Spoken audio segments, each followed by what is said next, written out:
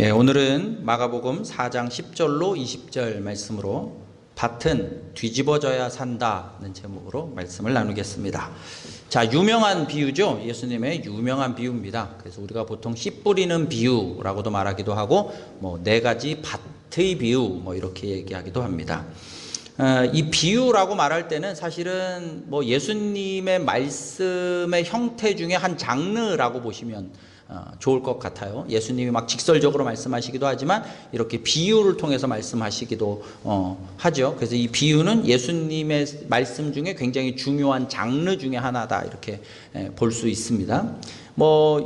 여기에 지금 이제 혹시 모르시는 분들을 위해서 네 가지 밭이 나오죠. 씨 뿌리는 사람이 씨를 뿌리는데 어떤 씨는 길가에 뿌려져서 그냥 길가 딱딱한 땅에 떨어져서 새들이 와서 그냥 홀라당 먹어버려서 무의미해졌고, 어떤 씨는 돌밭에 떨어졌는데 그 돌밭은 그냥 따뜻하고 하니까 이제 싹은 금방 나는데 뿌리를 내리지 못하니까 그냥 곧 타서 시들어 말라버렸다는 것이고, 또 어떤 밭은 이제 가시떨기에 떨어져가지고 이제 그 가시떨기와 함께 뿌리도 내리고 잎사귀도 피고 줄기도 올라가는 것처럼 보이지만 가시떨기가 막 막고 있어가지고 결국에는 열매를 맺지 못했다는 것이고, 이제 마지막 좋은 땅은 이제 열매를 이제 거뒀다라고 하는 것이죠. 그 네 가지 밭이 오늘 본문 속에 나오죠.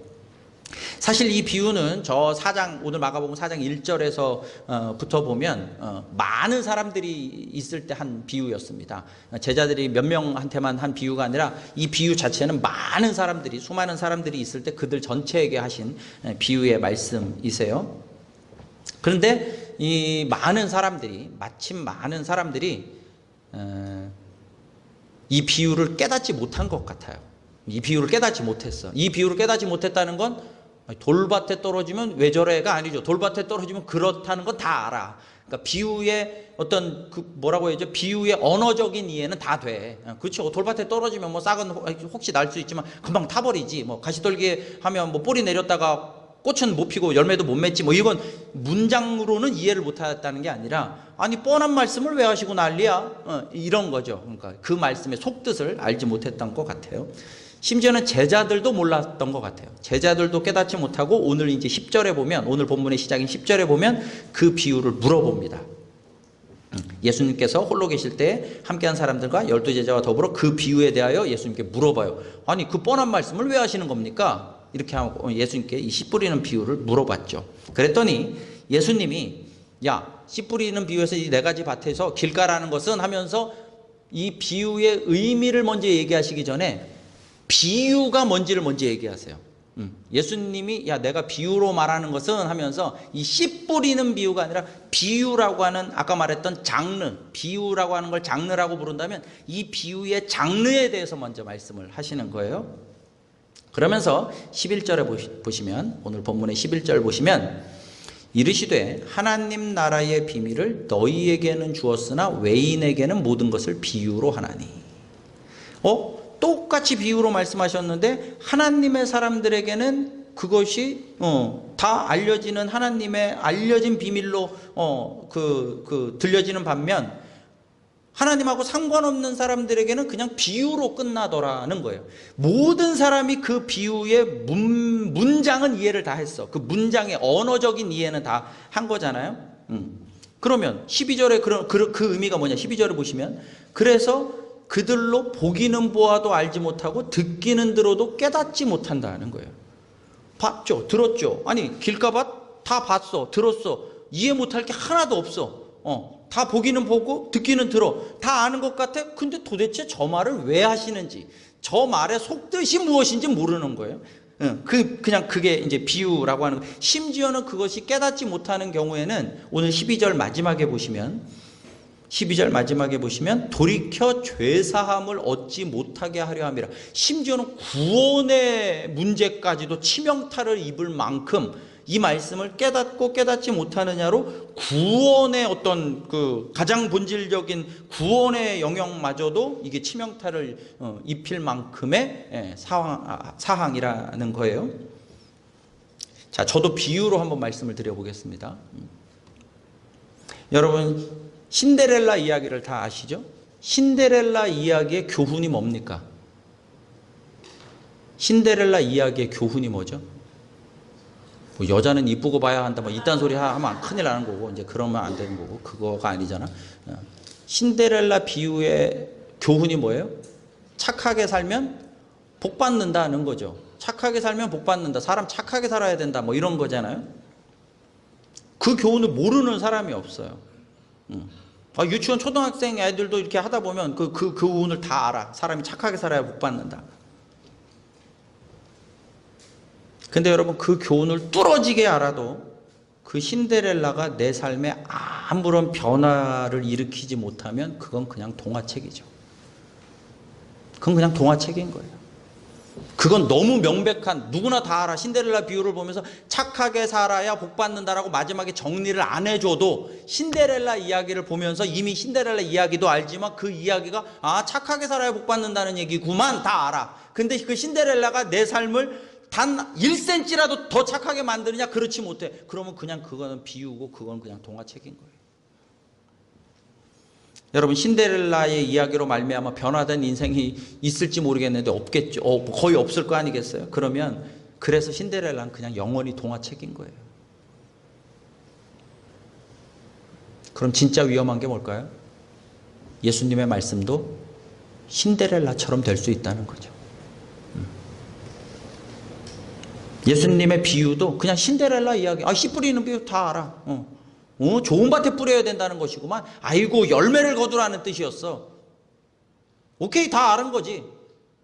근데 이 씨 뿌리는 비유가, 오늘도 우리가 말씀을 씨 뿌리는 비유 다 아는 내용을 우리가 함께 나누지만 결국에는 이것이 나한테 아무런 내 삶에 일도 변화가 될 수 없는 거라면 신데렐라 이야기인 거예요. 근데 다시 말하지만 제가 말하는 게 아니잖아요. 오늘 본문의 12절에 보면 그것이 구원이라고 하는 굉장히 본질적인 영역에까지 영향이 있을 수 있다는 겁니다.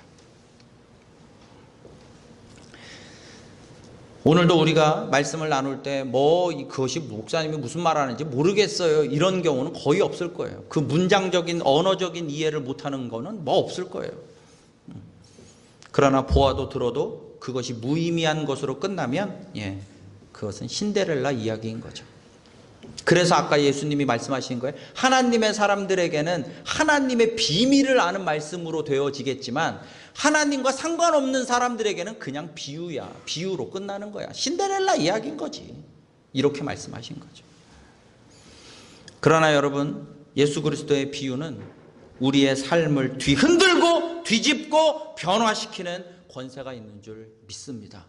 우리가 어떠하든 간에 주님의 말씀은 우리의 삶을 뒤집고 변화시키고 우리의 삶을 지탱하고 끌고 나가고 이고지고 나가는 힘이 예수 그리스도의 말씀에 있는 줄 믿습니다. 우리가 그 말씀 앞에 서 있는 것이죠. 왜 그럴까요? 신데렐라 이야기는 지어낸 이야기지만, 사람이 지어낸 이야기지만 예수 그리스도의 말씀은 창조주 하나님의 본체가 이 땅에 직접 오셔서 우리에게 하신 말씀이기 때문에 그렇죠. 주님의 말씀은 직접 역사의 현장에 오셔서 그 말씀의 주체가 이 땅에 오셔서 말씀하셨고 그 말씀이 얼마나 실제가 되어질 수밖에 없는지를 십자가와 다시 사는 역사로 우리에게 보여주셨기 때문에 그 말씀은 신데렐라하고는 비교가 될 수 없는 살아 역사하는 창조주 하나님의 권세 있는 말씀인 줄 믿습니다. 그래서 우리 히브리서 4장 12절, 자, 오늘은 굉장히 자주 읽었던 말씀을 또 읽을 건데요. 히브리서 4장 12절입니다. 읽어볼까요? 4장 12절 시작. 하나님의 말씀은 살아있고 활력이 있어 좌우의 날선 어떤 검보다도 예리하여 혼과 영과 및 관절과 골수를 찔러 쪼개기까지 하며 또 마음의 생각과 뜻을 판단하나니. 주님의 말씀은 혼과 영과 마음, 우리의 내 안에, 우리 속에 있는 혼과 마음과 우리의 생각과 뜻까지도 다 판단하실 뿐 아니라 심지어 우리의 관절과 골수를 찔러 쪼개기까지, 우리의 육신까지도 변화시키는 역사가 어디에 있느냐? 주님의 말씀 안에 있는 줄 믿습니다. 주님의 말씀은 운동력, 활력이 있어. 아니, 우리가 세상의 사람들의 말도, 그쵸? 우리 텔레비전에 보면 무슨 교수가 무슨 이렇게 강의도 하고 막 그러잖아요. 그럼 그 강의만 듣고 있어도 아유, 제가 교수님 강의로 그냥 우리 인생이 좀 바뀌었어요. 우리 인생에 우리 부부가 달라졌어요. 이런 강의도 있잖아. 내가 그걸 무시하는 게 아니에요. 사람의 말도 그렇거든. 하물며 말씀의 주인이며 영원한 창조주 하나님의 본체가 하신 말씀이 왜 활력이 없고 왜 운동력이 없고 왜 에너지가 없겠어요? 그 말씀으로 세상 끝과 끝을 창조하셨는데, 그 말씀이 오늘 우리에게 들려질 때 우리의 삶이 뒤집어지는 역사가 있을 줄 믿습니다. 자, 오늘 네 가지 밭의 비유, 다시 말하지만 언어적인 이해는 이제 다 됐어요. 그렇죠? 네 가지 밭이 그렇다. 그 밭 이해는 됐어요. 자, 문제는 뭐라고요? 이 비유가 오늘 나와 내 가정과 내 삶을 뒤집느냐는 문제인 것이지, 내 삶이 이 말씀 앞에 정말로 어떻게 이 말씀이 내 삶에 실제가 되느냐의 문제이지, 이걸 어떻게 나 다 이해했네로 끝나서는 안 된다는 겁니다. 자, 오늘 말씀이 신데렐라로 끝나지 않기를 바란다는 겁니다. 자, 첫 번째 우리 길가밭을 볼까요? 15절입니다. 15절에 길가밭이 나오죠. 말씀이 길가에 뿌려졌다는 것은 이들을 가리킴이니 곧 말씀을 들었을 때 사탄이 즉시 와서 그들에게 뿌려진 말씀을 빼앗는 거라고 나왔습니다. 말씀이 그냥 고막을 때리는 거죠. 지금 고막을 때리는 거죠. 그렇죠? 이게 다 고막을 때리는 거잖아. 말씀이, 주님의 말씀이 그냥 고막을 때리는 거예요. 우리 눈에 시신경을 때리는 거지. 보는 걸로만 끝날 수 있고 듣는 걸로만 친다면 고막을 때리는 거고, 그냥 사운드고, 심지어는 사운드도 아니라 그냥 잡음, 소음일 수도 있어요. 뭐 감동이나 은혜는커녕 그냥 오늘 그냥 우리 그냥 그래도 또 이게 설교 시간이라고 해볼까요? 예배가 시작되는 순간부터 그냥 모든 게 소음일 수 있어. 그냥 예배가 시작되는 딱 순간부터 그냥 모든 게 소음이야. 그냥 사운드고 노이즈야. 그냥 그럴 수 있어요. 근데 여기서 재밌는 게, 이 길가밭에 재밌는 거 하나가, 굉장히 흥미로운 거 하나가, 이 네 가지 밭 중에 유일하게 누가 등장해요? 사탄이 등장합니다. 이 길가밭에 사탄이 등장해. 여러분, 이 사탄이 어디서든 활동을 하겠죠. 돌밭에도 활동을 하고 당연히 가시떨기에도 활동을 할 거예요. 근데 왜 여기 이 길가밭에 굳이 사탄이 등장했을까요?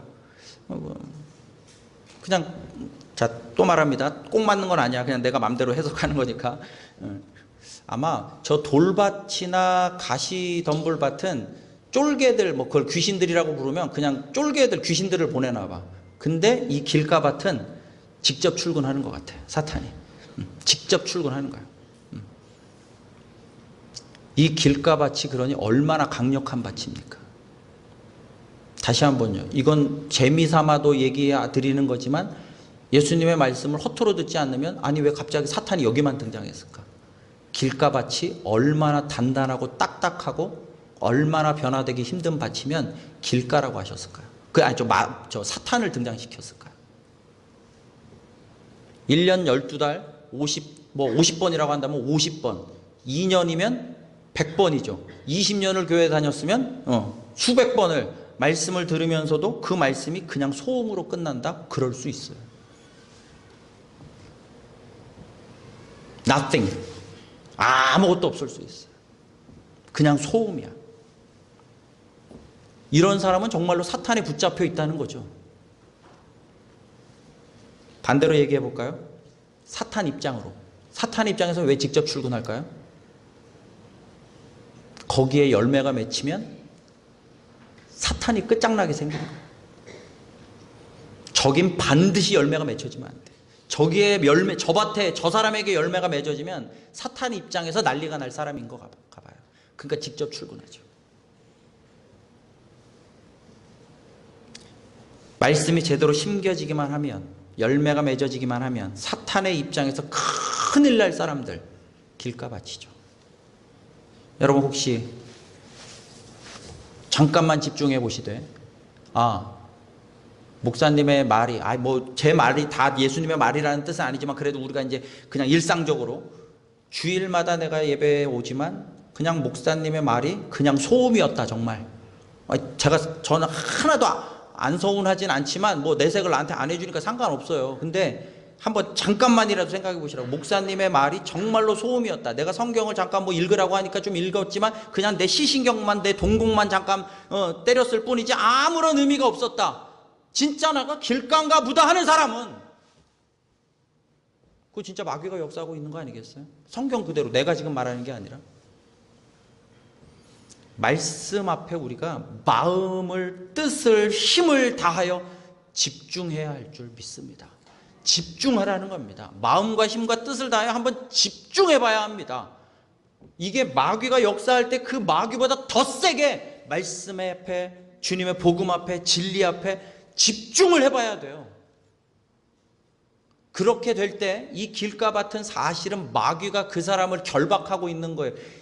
결박이 다른 게 아니에요. 결박이 왜 묶여있겠어? 마귀가 그 사람에게 말씀이 소음으로 들리게 만들고 복음이 그냥 저 잡음으로 들리게 만들면 마귀에게 결박이 되어 있는 거라는 거예요. 여러분, 영적으로 우리가 보통 목사님들 마귀에게 결박이 되어 있다. 막 그런 그냥 무슨 그냥 그런 그런 표현을 쓰고 난리야. 그런 표현이 이해가 잘 안 돼. 여러분, 마귀에게 결박당한 게 무슨 우리가 끈으로 묶여 있다 이렇게 언어적으로는 그렇게 얘기되겠지만, 마귀에게 결박당한 게 뭡니까? 주님의 말씀이 1년 12달 2년이면은 200번을 들어도 100번을 들어도 그냥 소음이면 그게 마귀에게 결박당한 거예요. 반대로 그 길가가 뒤집어지고 예수 그리스도의 말씀 앞에 우리의 삶이 변화되기 시작하면 우리가 마귀를 결박하는 인생이 되는 줄 믿습니다. 말씀으로 마귀를 결박하는 인생이 되는 거죠. 그래서 성경에 보면 마귀가 한 길로 들어왔다가 7길로 쫓겨나간다는 얘기를 하잖아요. 한 길로 들어왔다가 7방향으로 쫓겨나가게 되는, 그게 마귀를 결박하는 거예요. 길가밭이 뒤집어져서 주님 앞에 엎드릴 때 우리의 삶 가운데 마귀가, 귀신들이 우리를 삶에 어떤 영향을 주고 있는 그 어둠의 역사가 우리는 깨닫지 못할지 모르겠지만 한 길로 들어왔다 7길로 쫓겨나가게 될 줄 믿습니다. 두 번째 밭은 16절 17절의 돌밭이죠. 16절 17절 보겠습니다. 16절에 보시면 이와 같이 돌밭에 뿌려졌다는 것은 이들을 가리킴이니 곧 말씀을 들을 때 즉시 기쁨으로 받으나, 17절에 뿌리가 없어 잠깐 견디다가 결국에는 넘어져서 다 없어지는, 그게 돌밭이죠. 자, 여러분, 우리가 말씀의 자리에서 어떤 분들은 그냥 길가라서 소음인 사람도 있겠지만, 자, 어떤 분들은 저는요 말씀에 감동이 있고 말씀에 도전이 있고요, 말씀에 은혜가 있고, 저는 심지어는 지난주에는 제가 그냥 눈물이 그냥 엄청 쏟아졌고요, 은혜를 받았습니다. 목사님이요, 저는요 지난주도 그랬고요, 지지난주도 그랬어요. 목사님 말씀 정말 좋아요. 그게 다면 그게 돌밭입니다. 그게 다라면 그게 돌밭이에요. 목사님 진심이었는데, 진심이었죠. 진심이었겠죠. 진심이 아니라는 게 아닙니다. 여러분, 우리가 마귀를 자꾸 전세로 고향 마귀라고 자꾸 착각하지 마세요. 우리가 마귀를 다 개념 지을 수 없어요. 마귀가 하는 일을 우리가 탁 머릿속에 이렇게 무슨 도면 그리듯이 그려낼 수는 없어요. 근데 분명한 건 마귀는 확실히 우리의 이성과 감성과 우리의 무슨 육감과 이런 모든 것을 뛰어넘는 존재죠. 여러분, 마귀가 나의 진심을 가지고 나를 속이는 거예요. 이 돌밭이 대표적인 경우. 마귀가 내 진심을 가지고 나를 속여요. 난 진심으로 그 말씀에 은혜가 있었고, 진심으로 그 말씀에 감동이 있었어. 진심으로 그 말씀에 내가 정말 내적인 심지어 눈물이 났어. 진심이었죠. 근데 그 진심을 가지고 마귀가 나를 속여요. 내 삶이 말씀에 붙잡힌 삶이라고 나를 속여. 돌밭인데, 그냥 돌밭인데 마치 그것이 말씀에 붙잡혀 사는 인생처럼 느껴지게 나를 속여요. 진심이었어요. 그 진심이 나를 속여요. 진심을 가지고 마귀가 나를 속인다는 거죠. 어려운 말이 아니죠. 여러분, 이렇게 말씀으로 여러분 이걸 좀 심하게, 이 돌밭을 조금 심하게 표현해 볼까요? 이 돌밭을 조금 심하게 표현하면, 목사 입장에서, 제가 목사가 그렇게 말씀을 전한다고 하는 입장에서 그냥 제가 말씀이 전부라는 것도 아니에요. 괜히 오해하지 마세요. 그냥 쉽게 생각해서 조금 심하게 말하면, 이 돌밭 앞에서 사실은 돌밭이라면, 말씀이 돌밭이라면 말씀은 그냥 쇼가 되는 거죠. 사실 쇼죠, 쇼. 우리가 쇼를 보면, 막 재미있는 쇼를 보면 배꼽을 잡고, 막 은혜 감동을 주는 쇼를 보면 막 무슨 친정 어머니 하면서 막 이렇게 막 눈물 쏟게 만드는 드라마를 보면, 쇼를 보면 눈물이 나고 감동이 되죠. 그건 쇼죠. 그 목사는 쇼를 준비하는 사람이 될 수 있어요. 제가 목회를 시작하고 이제 어쨌든 제가 하나님 앞에 거의 빠짐없이 하는 기도 중에 하나가, 주님, 제가 쇼하지 않게 하시옵소서. 정말 거의 빠짐없이 기도해요. 하나님, 오늘의 예배가 특별히 저로 어쨌든 말씀을 증거하는 강단에 세우셨으면 나 쇼하지 않게 해달라. 왜냐하면 솔직히 쇼를 하거든. 여러분, 아무리 여러분 영화 보고서 눈물을 흘린 영화가 뭐가 있습니까? 있다고 생각해 보세요. 첫 번째 볼 때 눈물이 났어. 두 번째 볼 때 좀 눈물이 났어. 세 번째, 네 번째 봐도 눈물이 날까요? 보기도 싫을걸? 그럼 어떻게 해야 돼? 쇼는 계속 바뀌어야죠. 계속 새로운 걸로 바뀌어야 돼. 그러니까 쇼인 거예요. 그러나 진리의 힘은 어디 있습니까? 지루하지 않은 반복에 있는 줄 믿습니다. 지루하지 않은 반복이 진리인 거예요. 진리는 지루하지 않은 반복을 통해서 우리에게 그 세상의 변화무쌍한 모든 것에 단 하나의 답으로 승리하게 하는 줄 믿습니다. 만 가지 문제에 만 가지 해답을 가지고 하는 게 아니에요. 진리는 딱 한 가지를 반복하면서 만 가지, 천만 가지 문제에 답을 하는 것이 진리인 줄 믿습니다. 그래서 반복해야 돼요. 그 반복하는 거예요. 또 반복하는 거예요. 오늘도 제가 또 반복합니다. 그래서 또 반복합니다. 예수 그리스도가 우리의 창조주이시며 우리의 죄를 도말하신 영원한 어린 양이시며 우리 인생 모든 것에 답이신 줄 믿습니다. 그 답 하나를 반복하는 거예요. 그래야 돌밭이 아니게 돼요. 세 번째 밭은 18절 19절에 나오는 가시떨기 밭이 나옵니다. 자, 18절 19절에 가시떨기 밭을 보시면, 어떤 이는 가시떨기에 뿌려진 자니 이들은 말씀을 듣기는 하되 세상의 염려와 재물의 유혹과 기타 욕심이 들어와 말씀을 받아 결실하지 못하게 되는 자요.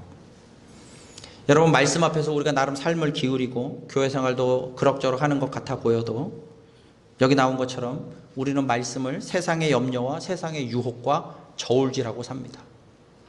염려하고 유혹이라고 표현했지만 결국엔 세상과 주님의 말씀을, 세상과 주님을 저울질하고 사는 거예요. 이게 가시떨기예요.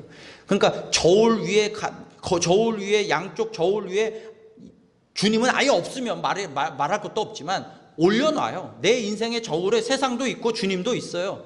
이걸 올려놓지 말라는 뜻도 아니에요. 근데 중요한 사실은 뭐냐면 주님의 말씀이 나와 우리의 삶을 다스려야 되는데, 우리가 양팔 저울이라고 하면 양팔 저울에 세상과 주님을 올려놓고 그 결정을 누가 하느냐, 그 무게중심을 어디에 둘 것인가를 누가 결정하느냐? 내가 결정하는 거예요.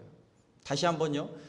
주님의 말씀은 나를 창조하신 주님의 말씀임에도 불구하고 우리는 우리의 삶 가운데 세상과 주의 말씀을 올려놓고 내가 저울질하고 살아요. 그게 가시떨기 밭이죠. 우리는 타협의 기준, 주님 좀만 기다려 주십시오. 내가 조금 더 쉬어야 됩니다. 주님, 내가 조금 더 이게 바쁩니다. 내가 이걸 조금만 더 해야 됩니다. 내 인생이 지금 당장은 주님 앞에 완전히 엎드릴 수는 없습니다. 이걸 누가 결정하느냐? 내가 결정하는 거예요. 그게 가시떨기죠. 우리가 세상 앞에서는 여러분, 우리가 세상 살면서는 세상에 대해서는요, 절약도 하지만 세상에 대해서는 내가 폼나게 살기 위해서 조금은 더 오버도 하고 낭비도 해보고, 그렇게 해서 내가 세상에서 좀 폼도 내보고, 그래야 내 인생에 있어가지고 뭔가 좀 이게 활력소도 넘치는데, 주님을 향해서는 한없이 인색한, 주님을 향해서는 딱 그 정도, 내가 결정한 딱 그 정도, 그거를 세상을 향하여는 부요한 자, 하나님을 향하여는 부요하지 못하고 인색한 자라고 성경이 말하는 거예요. 그게 가시떨기라는 거죠. 그래서 자칫 그렇게 되면 우리는 한없이 하나님 앞에 계속 변명하게 돼요. 그래서 제가 늘 쓰는 용어가 있죠. 하나님을 계속 양보시키는 거예요. 우리가 세상 앞에서 자꾸 하나님 양보시켜요. 우리가 예수님의 마지막 고난 주간에 마리아가 베다니에서 향유 옥합을 쏟아부었을 때 제자들이 특히 가룟 유다가 왜 낭비하느냐고 그랬잖아요. 왜 낭비하느냐고. 우리는 세상에 살면서는요, 가끔 낭비해. 가끔이 아니라 많이 낭비하죠. 왜? 내 인생에 그렇게 좀 낭비하는 거, 오버를 통해서. 요즘에 무슨 뭐 좀 오버하면 어때? 막 그런 광고도 있는 것처럼. 아, 이게 나쁜 게 아니야. 오케이, 오버할 수도 있고 좀 낭비하면서 내가 조금 또 자존감이 또 세질 수도 있어. 근데 주님을 향해서는 한없이 인색해 늘. 그게 가시떨기죠. 시간에 인색하고 우리의 에너지를 쏟는데 인색하고 한없이 주님을 향해서는 인색해요. 그건 아주 그냥 딱 부러지게 얘기해. 왜? 나는 그렇게 결정했으니까. 이렇게 신앙생활 하다 보면, 자, 거기에 지금 가시떨기에 두 가지가 사실 유혹이 있고 염려도 있잖아요. 염려가 뭡니까? 그래서 제가 늘 염려에 대한 이야기를 이렇게 하죠. 우리는 염려를 많이 하면 뭘 많이 한다고 착각해요? 기도를 많이 한다고 착각해요. 버스를 타고 가도 염려, 운전을 하다가도 염려, 길을 가다가도 염려, 저녁을 먹다가도 염려, 친구랑 대화하다가도 염려하면 마치 그게 뭐야? 버스를 타다가도 기도하는 것 같고 대화를 하다가도 기도하는 것 같고 밥 먹다가도 기도하는 것처럼 느껴져. 염려가 뒤통수에 달고 다니는 그 염려를 우린 기도라고 착각한단 말이에요. 기도는 그렇게 만만한 게 아닌데. 염려는 만만한 거예요. 지금도 염려하시잖아요. 뭐 목사님 말씀을 염려를 하지 말라고 뒤집어지게 얘기해봐야 염려하시. 염려는 만만해요. 너무 쉬워하는 게. 기도는 그렇게 쉽지 않아요. 근데 우리는 염려하면서 그걸 기도라고 착각해요. 생각만 많이 하면 그게 기도라고 착각해요. 절대 그렇지 않아요. 기도를 만만하게 보지 마세요. 그래서 우리는 기도가 잘 안 되는지도 몰라요. 말씀의 경계를 내가 딱 긋고 내가 결정하고 저울의 양팔 저울의 이 균형을 내가 맞추어 가는 것. 주님 말씀이 어떤 나에게 도전을 줄 때 그 도전을 어떻게 응할지를 내가 한계를 긋고 내가 재단하는 것. 예, 그게 가시떨기예요. 그러면 어떤 일이 벌어지느냐? 가시떨기는 뿌리가 내리고 싹이 나고 줄기는 자라고 심지어 꽃도 피고 가끔 피는 것 같지만 뭐가 없어. 그러니까 열매가 없어. 그러니 날마다 주님 내가 이렇게 신앙생활하는데 왜 아무런 역사도 일어나지 않냐고 물어보게 되죠. 그게 가시떨기죠. 여러분 저울에서 한쪽 저울이 기울어지려면 어떻게 하면 되죠? 우리가 시소를 탈 때 이게 그 막내가 자꾸 올라가. 그 막내의 힘을 좀 이게 막내가 내려오게 하고 싶으면 어떻게 해야죠? 우리는 거기에 힘을 실어줘야죠. 여러분 우리가 주님 앞에 저울에 올려놓고 살아요. 어쩔 수 없어. 근데 주님의 말씀에 우리가 에너지를 쏟아야 하는 거예요. 우리가 힘을 쏟아야 하는 거예요. 거기에 우리의 삶의 정열을 쏟아야 하는 거예요. 마음과 힘과 뜻을 다하여 주 너희 하나님을 사랑하라는 말이 그런 말이에요. 쏟아야 하는 거예요. 거기에 에너지를 쏟아봐야 하는 거예요. 주님을 향하여 부유하게 살아봐야 되는 거예요. 마리아처럼 세상만이 아니라 주님을 향하여 낭비를 해볼 줄 알아야 하는 거예요. 그래야 저울이 내려가죠. 그때 꽃이 피고 가시떨기를 뚫고 나와서 열매를 맺을 거 아닙니까? 여러분 말씀에 힘을 기울이시기를 주님의 이름으로 축원합니다. 내가 말씀을 통제하는 것이 아니라 말씀이 내 인생을 끌고 나가는 힘이 있기를 주님의 이름으로 축원합니다. 그래서 해야 하는 일 고린도후서 1장 20절. 고린도후서 1장 20절 시작. 하나님의 약속은 얼마든지 그리스도 안에서 예가 되니 그런즉 그로 말미암아 우리가 아멘하여 하나님께 영광을 돌리게 되느니라. 아멘. 우리가 먼저 아멘하는 겁니다. 입술로 아멘하고 삶으로 아멘하는 겁니다. 입술로만 아멘하면 그게 돌밭이라니까요. 우리가 삶으로 아멘하는 겁니다. 입술로 아멘하고 삶으로 아멘하는 겁니다. 삶으로 아멘한다는 것은 다시 말하지만 하나님을 향하여 좀 부여해 보는 겁니다. 세상을 향해서만 낭비하고 세상을 향해서만 한번 오버하는 것이 아니라 하나님을 향하여 좀 오버해보고 하나님을 향하여 좀 낭비를 해보고 하나님을 향하여 희생을 해보는 겁니다. 그때 우리에게 역사가 일어날 줄 믿습니다. 그게 마음으로 다하여 아멘하는 거죠. 자, 여기까지 우리가 지금 비유의 세 가지 밭을 봤습니다. 네 가지 밭 중에 세 가지 밭을 봤습니다. 이 비유가 새롭게 느껴지십니까? 이미 다 아는 사실은 말씀이잖아요. 다 아는 말씀인데 여기서 끝내면 되는 게 아니잖아요. 중요한 것은 내가 길가인지 돌밭인지 가시떨기인지 그것이 다 섞여 있는지 알아야 되는 거고, 더 중요한 문제는 내가 길가고 내가 돌밭이고 내가 가시덤불인데 봤더니 내가 정말로 염려를 기도로 착각하고 저울질하고 살았고 하나님을 향해서 너무 인색했는데, 또 내가 어제까지 내가 지난주도 은혜 받고 지지난주도 은혜 받았다고 하지만 거기서 끝나서 나는 돌밭인 것 같은데, 때로는 내가 소음인 것으로 목사님의 말씀이 하나도 내가 지금 평소에 들어오지 않았던 길가 밭인데 는 걸 알게만 하면 안 되고, 이렇게 살면 안 되는 데에 마음이 있어야죠. 아, 이건 아닌데, 그렇구나, 이렇게 하면 안 되는 거예요. 왜냐 여러분, 이제 마지막 좋은 밭이 나오잖아요. 마지막 좋은 밭이 나오는데, 사실은 새 밭과 좋은 밭의 차이는 뭐냐 하면, 새 밭은 죽은 밭이란 뜻이에요. 사실은 이 새 밭은 죽은 밭이란 뜻이에요. 적당히 안 좋은 밭이 아니라. 왜? 여기만 생명이 있는 거예요.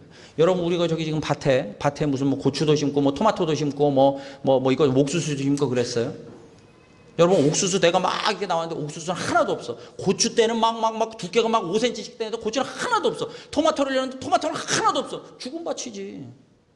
망고에 쓸데없는 저 밭을 뭐에 쓰겠어요? 아무 열매도 없으면. 어우, 폼나요. 고추 때는 엄청 좋아요. 고추는 하나도 없는데. 그러니까 새 밭과 좋은 밭의 완전 차이점, 결론적인 본질적인 차이점은 뭐냐? 이건 죽은 밭이라는 뜻이고, 이 하나가 산 밭이라는 거죠. 그래서 제가 오늘 말씀의 제목을 밭은 뒤집어져야 산다는 거예요. 살아있어야 한다는 거죠. 살아있어야 되지 않겠어요? 열매를 단순히 예수님 잘 믿어서 뭔가 이것도 열매, 자식도 열매, 돈도 열매, 뭐 건강도 열매, 착각하지 마세요. 우리 그런 착각은 하지 말자고. 늘 이제 우리 교회 그래도 말씀을 우리가 반복해서 듣는다면 그 주님의 선물을 기대해요. 우리 내가 저도 내 자식 잘 되기를 바라고, 뭐 재정적인 염려를 안 했으면 좋겠고, 나도 건강하길 바래요. 그것이 열매가 아니라고요. 열매, 여기서 말하는 열매 그런 게 아니라고. 그건 주님 앞에 우리가 선물을 구할 수 있지. 또 발등에 불이 떨어졌으니 건강이 안 좋습니까? 기도 빡세게 해서 하나님 건강하게 해달라고 합니다. 그러나 진짜 열매는 뭐냐? 주님께서 우리에게 맺어주시는 열매, 주님이 우리에게 주시는 선물은 감사하는 거지만, 진짜 열매는 우리가 복음으로 맺어지는 열매, 남들이 알 수 없는, 남들이 봐도 어유 자녀가 잘 됐네, 예수 믿어서 잘 됐나, 그런 거 말고 나와 주님 사이에서 맺어질 수 있는 복음과 진리가 맺어지는 그 열매, 그 열매는 살아있는 밭에서 열매가 맺어지는 줄 믿습니다. 좋은 밭, 이제 마지막 좋은 밭이 남았죠. 좋은 밭, 살아있는 밭이 뭡니까?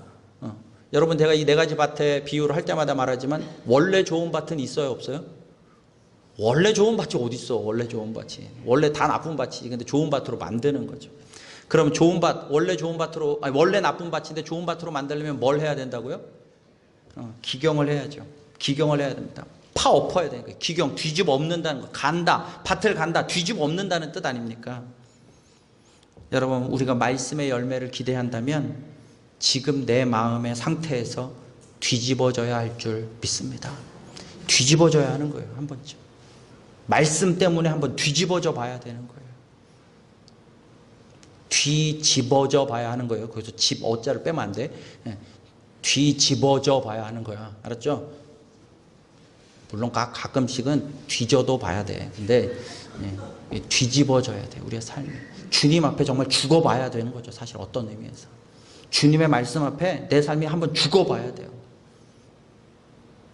내 삶이 한번 뒤집어져 봐야 돼요. 그래야 열매가 있어요.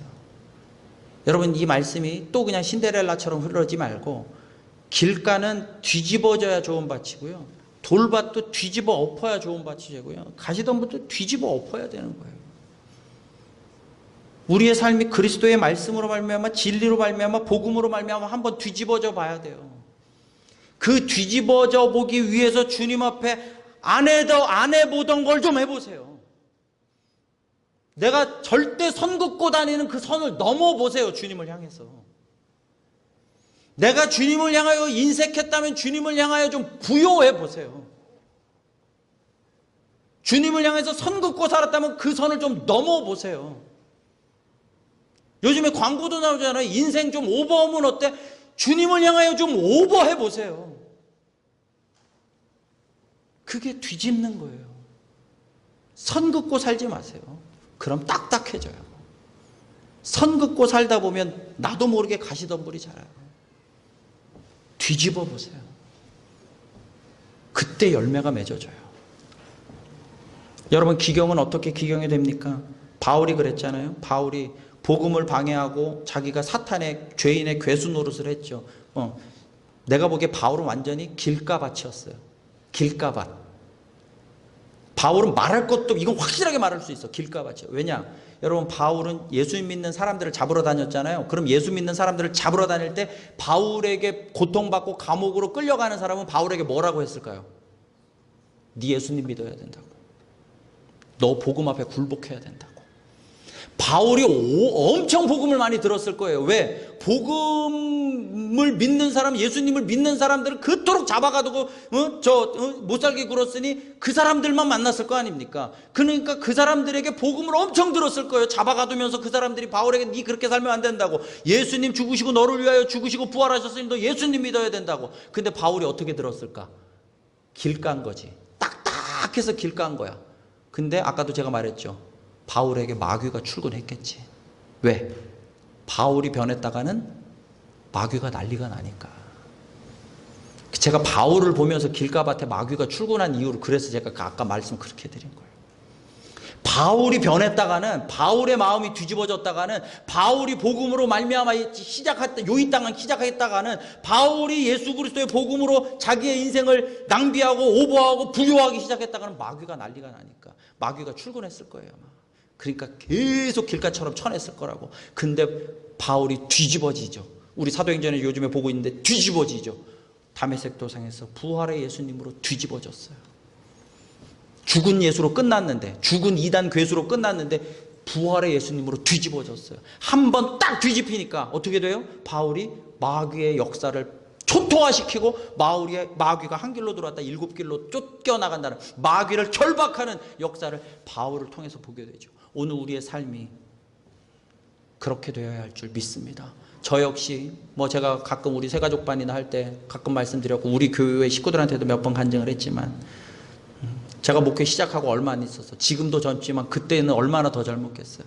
40대 초반에 목회를 시작하고 얼마 안 있어서 번아웃 돼서 아무것도 할 수 없는, 번아웃이 지쳐서 아웃된 게 아니라요. 어쨌든 정신적으로 영적으로 완전히 고갈돼서 의욕도 상실되고 아무것도 하기 싫고 그냥 교회 뛰쳐나가고 싶고, 그럴 때 저도 부활의 예수님으로 뒤집어졌습니다.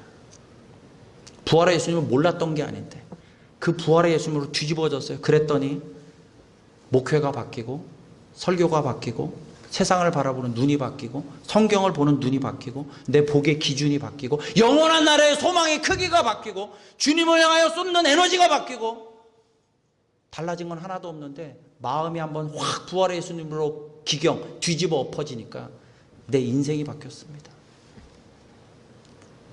저는 우리 교회도 다르게 보였습니다. 오늘 우리의 삶 가운데 뒤집어지는 역사, 말씀으로 뒤집어지는 역사, 그래서 여러분의 영혼과 가정과 우리 교회 가운데 주님의 놀라운 준비된 열매가 맺어지기를 주님의 이름으로 축원합니다. 찬양.